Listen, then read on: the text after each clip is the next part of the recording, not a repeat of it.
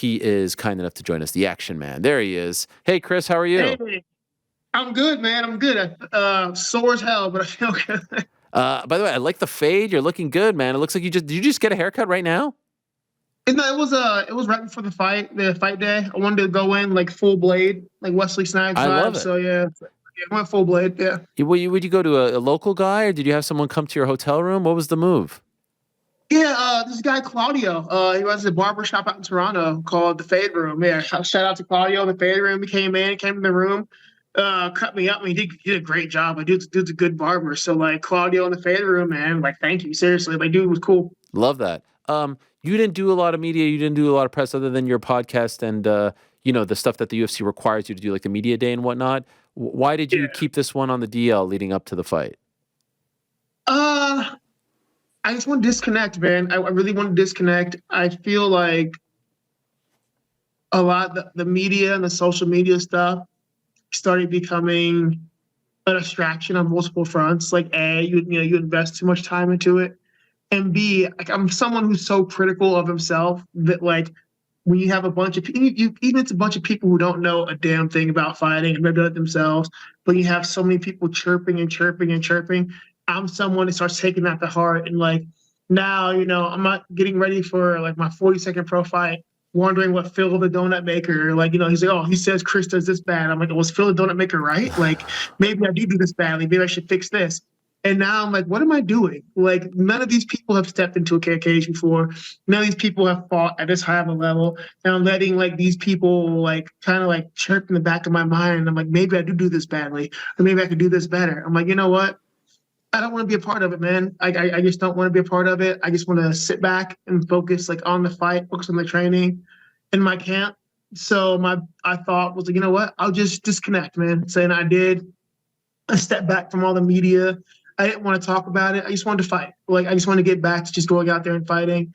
I remember for so long, like no one gave a damn about what I wanted to say, like, what I had to say, man. Like wasn't doing interviews, I wasn't doing media, and I just showed up and fought, and that was when I was happiest. So it's like, you know what? Let me go back to things that make me happy, like just training, doing my things. I go out there, beat people up, and then I ride off and go do my thing. No one cares. That's fine by me, man. Like I was at my happiest then, so we're just kind of getting back to the way things were. I love that, and kudos to you for doing that. I know somewhat famously you got off Twitter, but I didn't realize Instagram as well because I was looking to tag you in the post today and I couldn't find you. And then I was like, did he block me? But then I looked on. No. So you got rid of Instagram too? All my socials are gone. Yeah. Wow. And Yeah. that's just because you didn't want to read the comments anymore. You're done. I just did. I tell people like everyone I know, everyone I care about has my phone number. Right. So outside of that, like what do I gain from being on there? Like honestly, what do I gain? Yeah. No. It's Would you say you were addicted?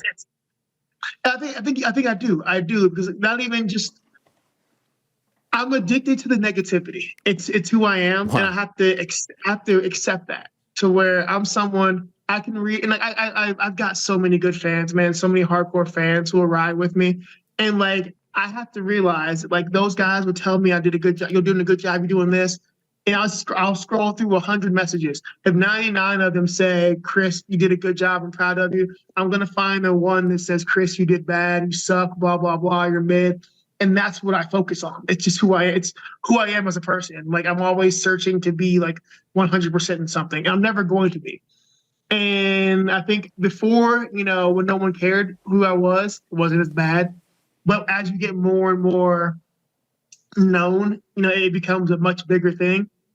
And I'm like, I don't need that, man. Like I'm making more money than I've ever had in my entire life. I've got a newborn. My life is great. Like I've got a gym I love. I got coaches that care about me. I got teammates and friends. I don't need to focus on the negative. And I think it really was an addiction. So I was like, you know what? I have to understand me, and I just backed away from it. Do you think you're done? Do you think you'll ever go back on? No, probably not. Like I'm over it. Like Wow. unless there's like the only reason I would go back is if there's like a serious financial reason for me to do it.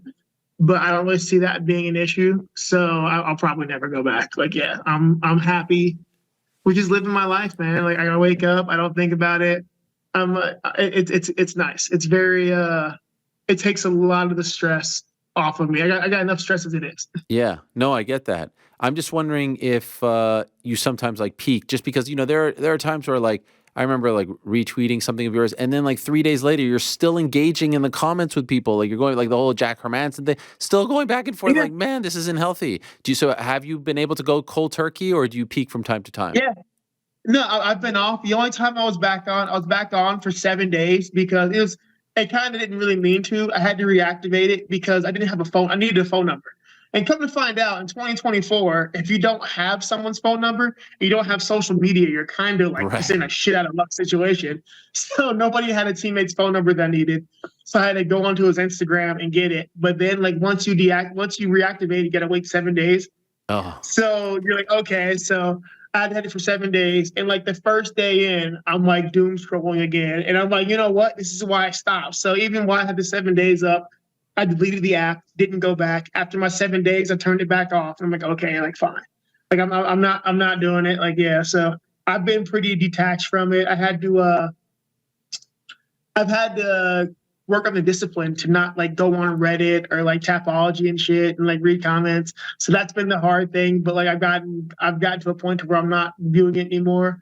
But initially, like I was even like searching those, just looking for negativity. But I've kind of weaned myself off of it. So I'm proud of myself. yeah, well It's done. gotten easier. So aside from all of that, your last fight, last time we saw you against Imavov, frustrating night. Then you're supposed to come Yeah, back. right. You get hurt. You have to withdraw. So like, where were you at mentally going into this fight? What were you feeling? How was your confidence going into this?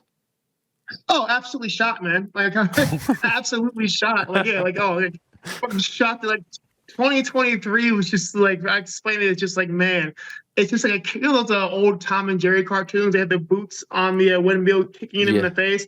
Like it's kicked in the nuts repeatedly in 2023. Just a frustrating year. Like coming into this, I was I was a wreck, man. Like I was so stressed out in camp. It got to the point to where they had to film all of my sparring because for weeks, every round of sparring I had, I would go back like I lost badly. I lost all my sparring badly today. And my coaches are like, what the hell are you talking about?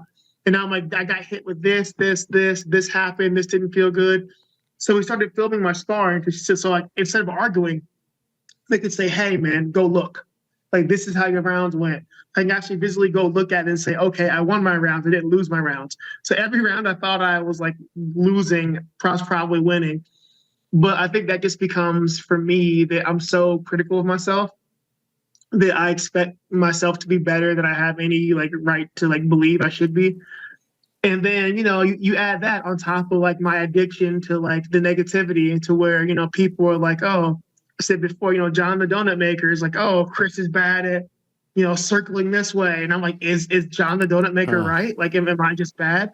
So now I'm just like in the middle of my rounds thinking about like what the world says I do wrong. I'm like, no, man, that's insane. Like I've been doing this for 15 years. I've got more fights than most people. I know how to fight. I know what I'm doing. It's a big part about just shutting the noise off. And just that was a hard part, man. I went into this entire camp was so mentally stressed because I was just my confidence was shot, man. I'm like, what happened? Like what changed that, all of a sudden I'm fighting different and everything else. And oh God. It wasn't a fun camp. It just okay. just fucking wasn't. Like yeah. Do you feel like your confidence is back now after Saturday? I don't know, man. I don't know. I'm happy with certain things. I'm trying so hard. Like I got shit on Saturday because an hour after the fight, I'm in the back watching the fight, critiquing myself, saying like this went wrong, this went wrong. Like one of our guys, Jason Manley and Eric Nixick, are like the biggest Chris Curtis hater is Chris Curtis. And like I'm like, an hour later, he's like, you haven't even like everybody's like, you don't look happy, you want to fight. I'm like sitting back here, like watching replays, like watching highlights, going over like things I didn't do right. So I think I gotta figure it out, man. Like I don't know, man, but I think I'm on the path to like rebuilding that. Nothing happened to where I lost my confidence. I should have lost my confidence. I'm fighting at the highest level in the world against guys who are good in a weight class I don't really belong in. Hmm. So there are going to be good fights, good matchups. There are going to be really bad matchups. I think, with the Gastelum fight, I lost a fight that I thought I won. A lot of people thought I won, whatever, weird stuff. The Hermanson fight, I can't do everything on short notice. I didn't perform. I came out, I didn't perform. My first come-in event, I didn't perform, man. That was, I think, more than anything, I was just frustrated, and the moment was too big. The Imavov fight, like fuck, he's 6'3". I wasn't hurt, but man, it wasn't a great fight so far. But shit, there's gonna be bad matchups, and I'm just working on rebuilding that confidence. Like, hey man, I'm still one of the best guys in the world. I fought a lot of guys. I gotta accept that shit's not gonna be perfect. So as far as the fight is concerned, fight goes the distance, split decision. What's going on in your mind before they announce you as winner? Man, they said split decision. I was like, you motherfuckers. My first thought was like, you motherfuckers. I thought I won all 3 rounds. Honestly, when I heard the split, I was kind of like, oh, don't do this. Come on, Canada. I love you. Like, I believe in you. Just call this one for me. Not gonna lie, definitely one of those things that makes your butthole pucker, like, tighten up to make diamonds. Like, yeah, it's like level 9 sphincter factor. So, but it worked out. It worked out. In my head, I thought I won all 3 rounds. I thought I was ahead. But you never know what judges see, so that's the scary part. And did you feel like did you like the body of work? Did you feel like I know you're critical of yourself and you're watching afterwards, but like in the moment, are you feeling good? Are you happy with what you're doing? Oh man, I was feeling good. Like, I went out. My big things for the fight were like we figured he would either come forward like he would, or he normally does, or he's gonna play outside and try to use the long man game plan. So we prepared for both. My big takeaways going into the fight were like, okay, like make sure I'm popping the jab. Make sure as I'm closing, I'm using the cross to close, and cross or low kick to open, to put something in that blank space. And don't chase him. Like, whatever I do, the thing was, don't chase him. But I got in trouble with Jack with that. Jack and Hermanson, Jack and Gesselm, actually. My propensity for wanting to push the action and like go forward can be used against me if a guy wants to play outside too much. That's gotten me in trouble to where like I'm trying to force things that aren't there, and now I'm just getting hit. Which at one point, like he's backing away. You see me turn around and walk away, and like we were like in camp, like, it's fine. Like, if it's not there, don't force it. Walk away. And I wanted to show the judges like, hey, I'm engaging. If I walk away and he's on the other side of the cage looking at me, like, no, I'm not mad. I just want the judges to understand that like this is me working and like nothing's happening. So like, okay. And just be patient, man. Like, I can't force things to happen. I have to stop trying to do that because, being 5'10", rushing in, you get kneed in the face when you're the shorter guy, you get taken down, whatever. So I was happy with it. My output, we worked a lot on output. I outthrew and outlanded him every round. I threw 260 something punches, strikes apparently. And the internet still says I'm low output, low volume. I'm like, guys, like I cannot win. You're not supposed to listen to the internet. I know. I just laugh. I got booed. I got crapped on by the commentary. I'm like, you know what? I cannot win to save my life. Like all these low output. I'm like, I did more than him, and I threw more punches in this fight than the Gastelum fight, which was like applauded for the output. Right. I had 40, 90, then 100 something punches per round. I'm just like, you know what? I can't make people happy. It's fine. I'm happy with myself. I did the things I wanted to do. I didn't make the same mistakes over and over and over. I'm happy. I can always do better, sure, but I'm proud of what I did. And if the fans didn't like it, I'm sorry. It's a pro fight, but then again, I laughed because I saw like people talk about the Strickland Dricus fight, and they're just throwing sloppy punches and blah blah blah. So apparently, Sean and Dricus were throwing big sloppy power punches with no technique. But according to Dominick Cruz and now the internet, because everyone just latches on to commentators, oh, you're just sparring. I'm like, Dominick Cruz, let me stand here, Dominick Cruz, and let me hit you the way I was hitting him and see if it's just sparring. Like, no, we're 2 large, solid men. Like, I promise you guys, I was hitting him fucking hard. He was hitting me hard. Like, I feel it, like, since the fight. But he's like, oh, it looks like sparring. I'm just like, oh, my God. Like, the narrative is glorious. So I'm happy. I'm proud of myself. I'm very proud of I was myself. going to ask I'm you not about gonna the let that take that commentary from me. and what bothered you in particular. It sounds like that's what bothered you. Fucking hell, man. I'm sorry to be cussing out here, but Uh, oh my god. Like, I get shit on by DC and Dominick Cruz every time I fight. And I'm like, no matter what's happening, like DC was kinder than before, but like Dominick Cruz is just like, oh, it looks like he's sparring and blah blah blah. I'm like, bro, he's a solid man. He's been knocked out once. I've been knocked out once. Like, it's not gonna be easy to knock the other down, and it's just not. Like, I hit him with some shit that I've dropped people with, and he just kind of looked at it. I stumbled him a few times. I went to move in, and he's just staring at me like, he's back there. And then like I hear Dominick Cruz say, "Oh, it's just like a sparring match." And then, not to be a dick, but like people are gonna latch on to what the commentary says. And now I hear it's, oh, he didn't even fight hard, just a low volume, low energy sparring match. I'm like, stand in front of me and let me hit you the same way.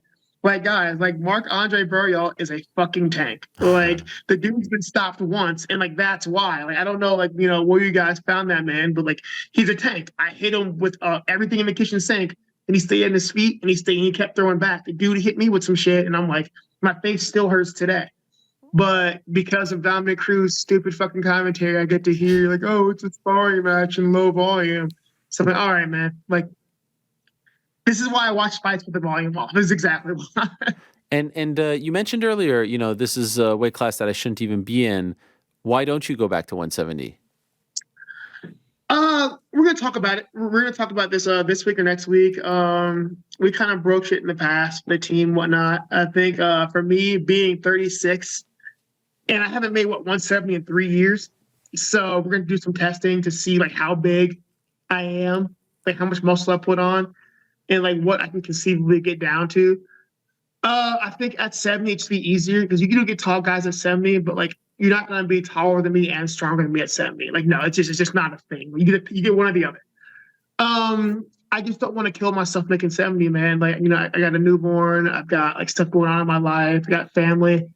170 traditionally, historically has been pretty hard for me to make.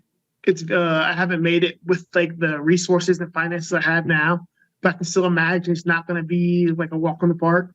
So it's all going to come down to like what physically they think my body can handle. And then, if they think it's a possibility, we'll try it out. We'll try a cut and see how it goes. But it's just, man, it sucks being the smallest guy. With Buckley moving down and Gaslam, I'm the smallest guy in the division. I'm like, thanks, guys. So all the little guys tipped out. And being the small man in the division is pretty fucking hard. So we'll see where it goes. But 85, it feels better to like live my life. Yeah. But damn, everybody's big. Did you happen to catch the main event, which featured the 185 pound? Yeah. What did you think? How'd you score it? I had a 3-1 Sean, honestly. Like, I think. Wait, 3-1 or 4-1? I had a 3-1. I'm sorry, 3-2. 3-2. Okay, 3-2. I had 3-2 Sean. Okay. Yeah, I think the blood was a big factor in judges scoring. Like, this is gonna sound disrespectful as fuck, but I think a lot of times judges get smooth brained with like they see blood. Like what? So Sean says it was a head clash. Somebody else said it was a punch that cut him. So that's where I'm like, well, what caused it? Because if it's a punch, like, okay, shitty, whatever, but you lose that round. If it's a head clash, I'm like, that's even fucking worse. So I know that. But the thing is, like, once you start bleeding, here's the weird thing about blood is this, guys. Say, let's pretend to get cut in the second round, right? You throw a punch, it cuts me in the second round. Lots of blood. Nothing else happens. You get scored that on damage, right? That you did more damage. That should only conceivably be scored that round for damage. Round 3, the damage from round 2 does not count. Like it's scored round by round. I think a lot of judges have a hard time differentiating. Like if you're still bleeding heavily in round 3, it's like, oh, well, he's still damaged. Yes, he's damaged, but you don't score like the next round's blood based on like what happened before. And I think a lot of times, like, unfortunately, blood does sway a lot of opinions. And I think like in rounds that were close, I think the fact that Sean ended up looking worse, like on the eye test just because of the blood at the end may have worked against him. By the it way, kind of happened in the Cannonier fight when he was bleeding from the scratch, hmm and they're like, "Oh, well, he did more damage." I'm like, "It's a scratch from a previous round. Like it doesn't count the way people think it right. does." Who influenced who with the guys? Both you and Sean always say like, "Here's the thing, you guys. Let me tell you something. Both of you guys speak the exact same way. Who influenced who? Who started this?" I'm not. I think it's just a Seanism Okay, and you've because like adopted it. You just did it. it's we've been yeah it's but like well the thing is he has my hand motions. I have Italian hands, Okay. and Sean has adopted my hand motions when he talks, which I make fun of him for. But I think here's the thing is I'm pretty sure it's just like I think it actually came from his brother from Oh, Lawrence, wow. and then Sean adopted it, and then I've been around it for so long, and it like we lived together and I would hear this shit all the time, like all the time. And then like he moved away and I heard it, and then we lived next door to each other and I heard it all the time. It's just become part of my lexicon and I can't get rid of it and I hate myself. Okay, fair. I was just curious where it came from. Yeah, I'm pretty sure it was a Lawrenceism that became a Seanism. Now it's a Chrisism. Yeah. He didn't meet with the press after. I'm wondering, were you on that PJ? I think Eric was on there, and he was on there flying back home. Were you on there too? Oh no, I left that morning. Oh, No, okay. I left that morning. I wasn't waiting around. I wanted to get home. Canada was cold. I'm getting sick. I'm just Yeah. like, man, I had like bronchitis like a few weeks for the fight. I just wanted to get home and like just see my family and just rest. Nah, nah. Did you talk to him I after the wasn't fight? waiting around. Was he handling it okay? He was fine. Like he handled it well. So something I'll say about Sean that I wish I could adopt. There's not. I always say there's not much I want to take from Sean. They're very different people. But something I wish I could adopt is his view on fighting. Like I am very much so Chris the fighter. It's who I am. It's how I see myself. And I think that's kind of an issue of mine, to where it's hard to differentiate myself from what I do. It's just what I am. Sean loves fighting, but Sean Strickland is not Sean the fighter. Mm. Fighting is something he loves, but this isn't who he is. It doesn't define him as a person. And he's like, he's disappointed. He's like, yeah, it sucks, whatever. But he's not going to go beat himself up on it. Like he's like hitting me up since yesterday about snowboarding tomorrow. So let's go snowboard, let's go do this, blah, blah, blah. If the roles were reversed, I'd be like in a dark hole somewhere, like contemplating everything's gone wrong. And he's like, all right, it sucks, whatever. We'll figure it out later. Let's go do stuff. Wow. So he's feeling it well, man. Like he's at this point in his life, man, he's achieved more than anyone ever thought he would. He's got a boatload of money, and he's got people that care about him. Like he's doing well. I love that. I mean, there's a lot to learn there from any walk of life, really, with the highs and lows of life. Important not to take yourself too seriously. By the way, as his friend, did he change at all as champion? He bought a Tesla. Like, yeah, don't don't let him talk his BS about never change. About my man bought a Tesla, and I've shamed him every day for it. But he's besides the Tesla thing, which I find absolutely hilarious. Yeah. He's the same Sean he's always been. He's just as cheap as he's always been. He's just as he is, for better or worse, he's always going to be Sean Strickland. Like he's exactly the same guy. So yeah, he's still Sean. Like nothing's really big. Just drive the Tesla now, and I will never not make fun of that. Great stuff, Chris. Welcome back. Great performance. Well done on the victory. Hopefully, despite the cold, Canada treated you well. The Canadians were nice. They were friendly enough, right? I mean, the haircut guy seemed like a nice guy. Everybody I ran into in Canada was absolutely amazing. The crowd's a little bloodthirsty. Like this is what happens when you guys don't get pay-per-views. Like you guys really want blood. So like, my God. But yeah, man, Canada was great. It was cold as hell, but everyone there was great. I love fighting in Canada. Hopefully next time they have a fight, they won't do it in the middle of freaking winter. Right. So I don't know who planned that, but yeah. But no, it was great, man. It was a great experience, and I'll do it again. The last name is Dussault. But who's that? No, so I wanted to. I got to give a shout out to somebody, Okay. and I was trying to remember his last name. So I have Coach Kenny Dussault. I wanted to give a shout out to him because I had the newborn and whatnot. And, congratulations. Yeah, thank you. And it's just it kind of like threw my training camp in for a loop because like I usually condition in the morning at the PI. Oh. And when this kid's sleeping 3 hours a night, waking up, whatever, I'm not getting up at 7 a.m. to like go condition. It's not a thing. So Coach Kenny Dussault actually reached out to me, and he kind of put together a S&C program for me. they really helped. So I had to make sure I get his name out there just because he was a godsend for this one. And he really helped me out when I couldn't do my regular thing. So Coach Kenny DeSalle guy, look him up.